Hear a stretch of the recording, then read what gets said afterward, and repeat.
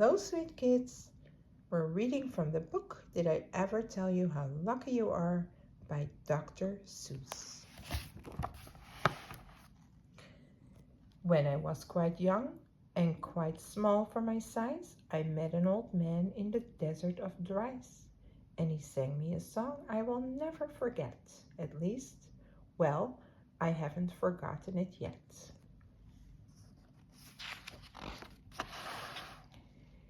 He said in a terribly prickly place, but he sang with a sunny sweet smile on his face. When you think things are bad, when you feel sore and blue, when you start to get mad, you should do what I do. Just tell yourself, Ducky, you're really quite lucky. Some people are much more, oh, ever so much more, oh, muchly, much more unlucky than you.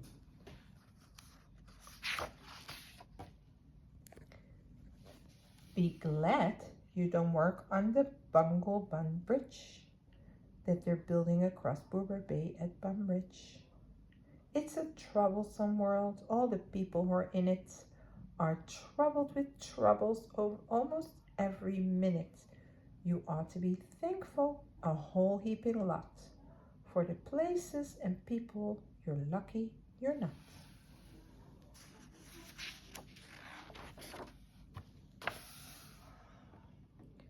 Just suppose, for example, you lived in Kazayat and got caught in that traffic on Zayat Highway 8. Or suppose, just for instance, you lived in Kazayar with your bedroom up here and your bathroom up there.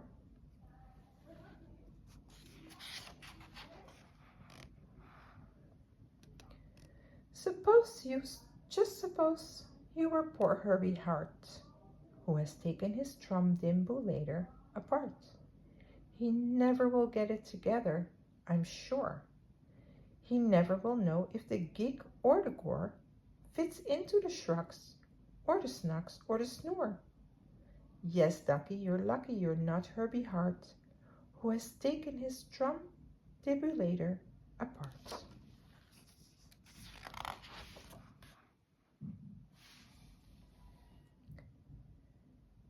Think they work you so hard? Think of poor Ali Sart. He has to mow grass in his uncle's backyard. And it's quick growing grass, and it grows as he mows it. The faster he mows it, the faster he grows it.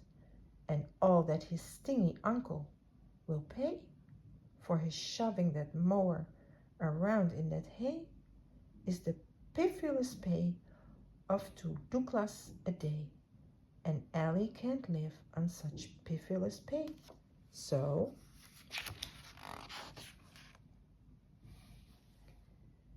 he has to paint flagpoles on Sundays in grooves. How lucky you are. You don't live in his shoes. And poor Mr. Biggs, every morning at 6, poor Mr. Biggs has his bourfin to fix. It doesn't seem fair, it just doesn't seem right.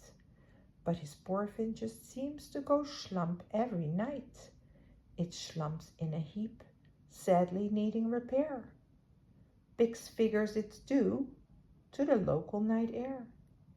It takes him all day to unslump it, and then the night air comes back and it slumps once again.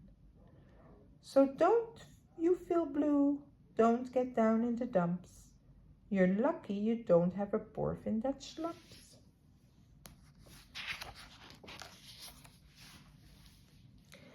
And while we're at it, consider the slots, the crumplehorn, web-footed, green-bearded slots, whose tail is entailed with unsolvable nuts. If he isn't muchly more worse off than you, I'll eat my umbrella. That's just what I do.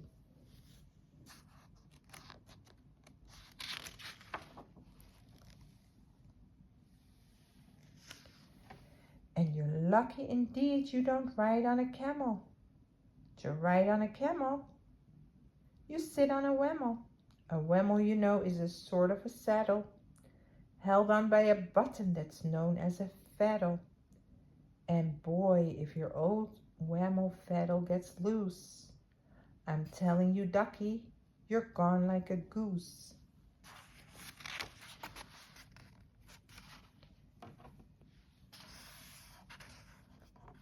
And poor Mr. Potter, T-crosser, I dotter. He has to cross T's and he has to dot I's in an I and T factory out in Van Nuys.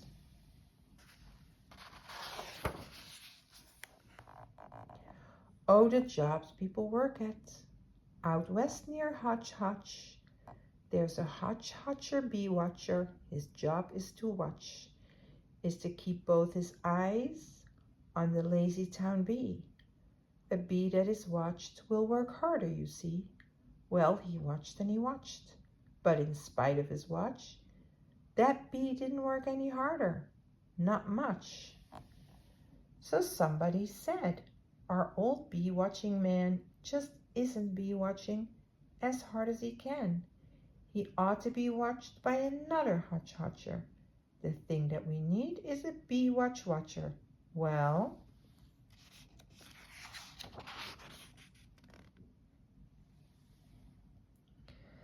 the bee watcher watched the bee watcher.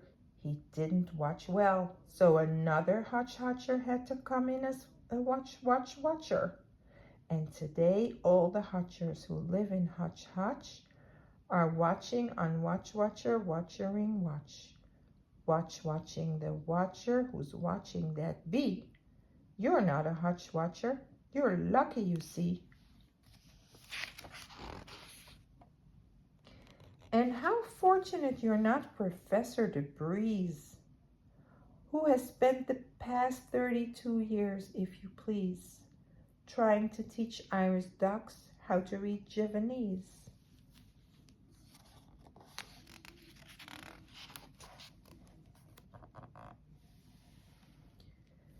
And think of the poor puffing Pugelhorn players who have to parade down the Pugelhorn stairs every morning to wake up the Prince of Puboken. It's awful how often their pugels get broken.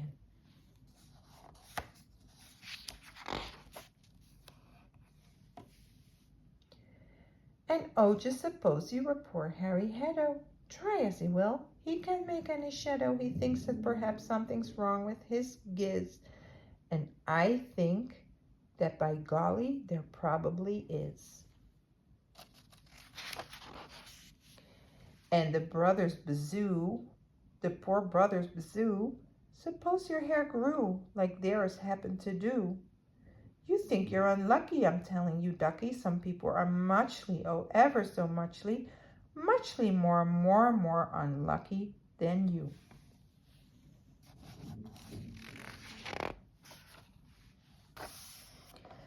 And suppose that you lived in that forest in France, where the average young person just hasn't a chance to escape from the perilous pants-eating plants.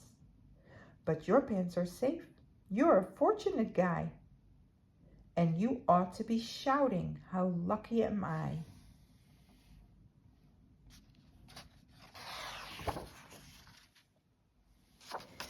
And speaking of plants, you should be greatly gladish. You're not Farmer Falkenberg's 17th radish. And you're so lucky you're not Gucky Gown, who lives by himself 90 miles out of town in the ruins of Runk. Runk is rather run down.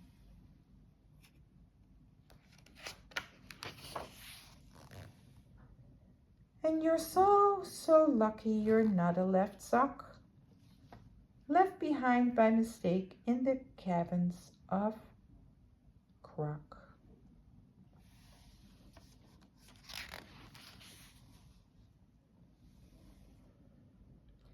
Thank goodness for all of the things you are not.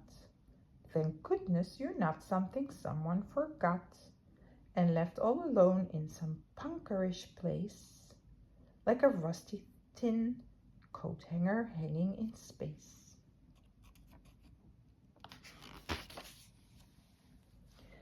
That's why I say, ducky, don't grumble, don't stew. Some critters are much, oh ever so much, so muchly, much more unlucky than you.